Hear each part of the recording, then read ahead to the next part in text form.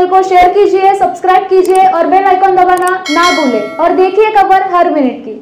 लोकशाहीर साहित्य रत्न अण्णाभाऊ साठे की जयंती जहां हर जगह मनाई जा रही थी, वहीं श्रमिक वर्ग ने भी प्रबोधन के माध्यम से अण्णाभाऊ साठे इनके विचारों का बीजारोपण किया।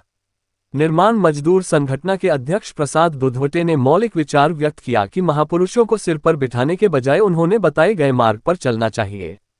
कई सालों से गर्मी, ठंड और बारिश में मिस्त्री का काम करने वाले महिला और पुरुष सब काम करते हैं।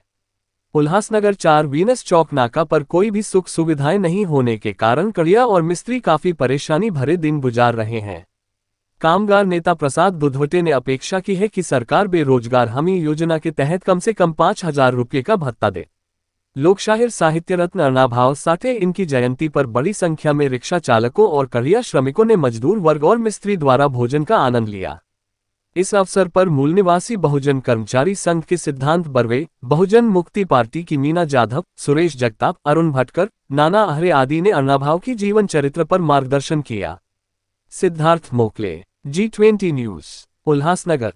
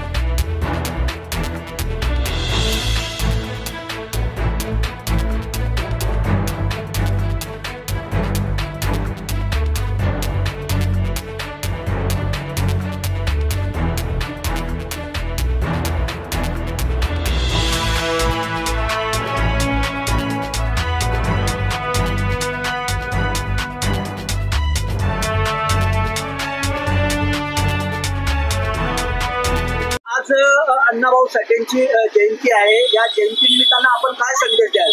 इथं निर्माण मजदूर संघटना, विनस नाका, लेबर मजदूर सगळ्यांच्या सहकार्यानं 104वी लोकशाहीर अण्णाभाऊ साठेंची जयंती मोठ्या उत्साहानं साजरी करत आहोत। आणि अण्णाभाऊ साठेबद्दल जर सांगायचं झालं तर त्यांची फकीरा कादंबरी अख्ख्या जगामध्ये गाजलेली आहे।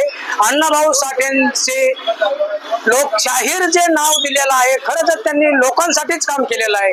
मी तर म्हणतो आपण जयंती करण्यापेक्षा अण्णाभाऊ साठेंना डोक्यात घ्यायला पाहिजे आणि त्यांच्यासारखं कार्य आपण करायला शिकायला पाहिजे। आपण तळागाळात समाजामध्ये पण शिकवून द्यायला पाहिजे।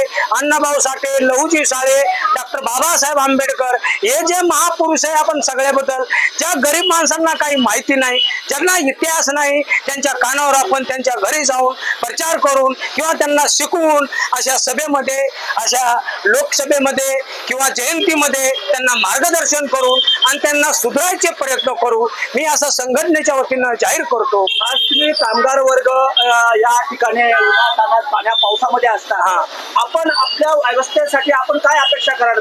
सांगायचं म्हणजे पत्रकार सर, भटकळ सर, वरचे कमिशनर, आमचे बॉडी आणि माझे सगळे सहकारी, इथं सांगायचं म्हणजे विनस नाक्यावर मी गेल्या 10 वर्षापासून बघतो, इथं माझ्या लेबरला पाणी प्यायची सोय नाही, इथं लेटरिंगची सोय नाहीये, इथं बाथरूमची सोय नाहीये, इथं शेडची सुद्धा सोय नाहीये। माझं या सगळ्या अडचणी आहेत आणि इथं गोरगरिबांना न्याय मिळावा, कामं नाहीत, कशी सवलत मिळेल, इथं सरकारनं आम्हाला दरमहा किमान 5,000चा तरी भत्ता द्यावा, की जेणेकरून आम्ही आमचं कुटुंब जगू। कोणाची बायको मेलेली आहे, कोणाला नवरा नाहीये, कोणी बाया विधवा आहेत, अशा बायांना सरकारने 5,000 रुपयाचं मानधन द्यावं आणि दरमहा द्यावी, जेणेकरून त्याची चूल पेटन। हे असे आमचे सगळे प्रश्न आहेत आणि पत्रकार साहेब आणि मीडिया साहेबांना विनंती करतो की आमचे जे आवाज आहेत तुम्ही वरती न्याल, मी संघटनेकडून अपेक्षा करतो आणि आमच्या ज्या मागण्या आहेत त्या पूर्ण कराल, आम्हाला पाठिंबा द्याल,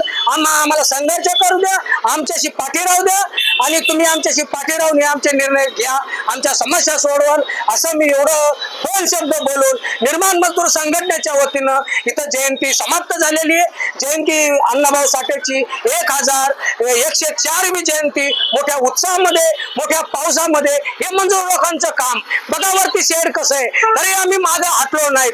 अशा पावसामध्ये सुद्धा अण्णाभाऊ साठेंची जयंती आम्ही साजरी केली, सर्वांना मार्गदर्शन केलं, सर्वांनी सहकार्य केलं, त्याबद्दल मी सर्वांचा आभारी आहे। निर्माण मजदूर संघटना विनस नाका अध्यक्ष म्हणून मी सर्वांचे आभार मानतो।